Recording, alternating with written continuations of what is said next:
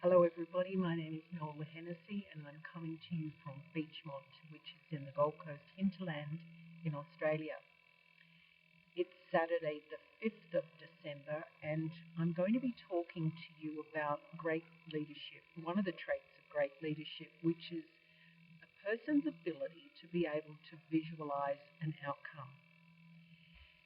Fundamental to being able to be clear in your mind about the things that you want to achieve and the things that you want to see happen is to have an uncluttered mind.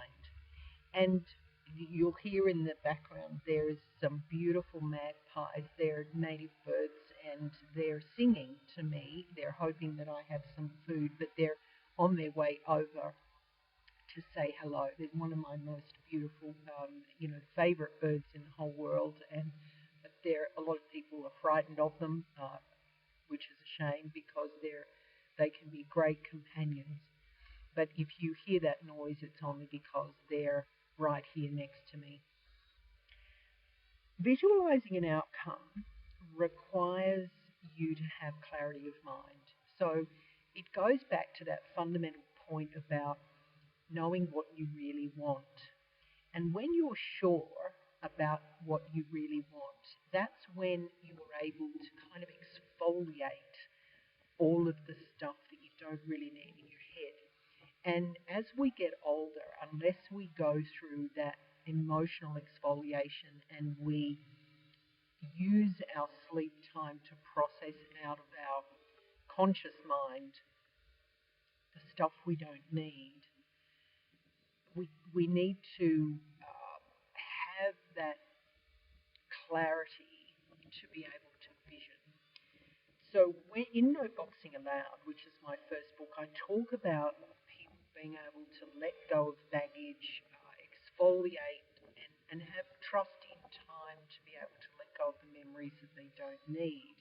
But what that does is it actually then paves the way for people to sit back and develop their strategic life plan, and I have a sample in No Boxing Allowed of what that life plan can look like and what it can say. And when that person has determined what they really need and want, that's when they can start to visualize and in their mind's eye start to see those outcomes come to be. The magpies that are with me are just stunning. They're singing. There's a baby who's singing to mother saying, feed me, feed me. And there are others that are starting to sing in the tree. So it's very special. I hope that you appreciate it as much as I do. When we talk about great leadership is beyond simply leading people. And I focus on great leadership in No Boxing Allowed in that first book because it's something that takes humanity to the next level of accountability. And it helps us to bring forward over time, over generations, people who are really focused on selflessness, on the greater good, and who aren't all about themselves. So for decades, we've heard, young folks being programmed, you've got to think it's all about you. You've got to look what's in it for you. And unfortunately, what we've got now are incredibly selfish. The last couple of generations of people, the last 50 years, we have the most selfish human beings who think only about themselves before they think of others.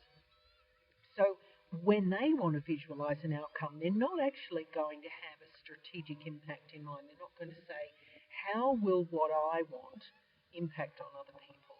How will what I do and what I say impact on other people?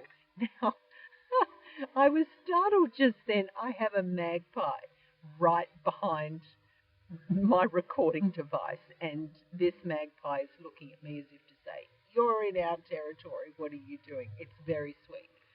I'm going to just move my coffee in case he or she wants to take over the table. It'll be interesting to see whether I end up with a magpie in my lap.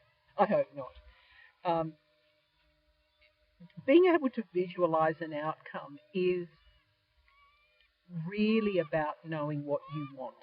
And when you're a leader of others, and when you're wanting to practice great leadership in all of its ways, being able to visualize an outcome for the organization that you lead, or the family that you're in, or the relationship that you're in, is so important to being able to realize the benefits that you want. Visualizing is knowing deep inside at a spiritual level, this is what I really want. So if you do nothing in the coming week other than focus on, what do I really need and want? What is it that's more important to me? What is that job that I want to get? What is that outcome in my life that I want to achieve?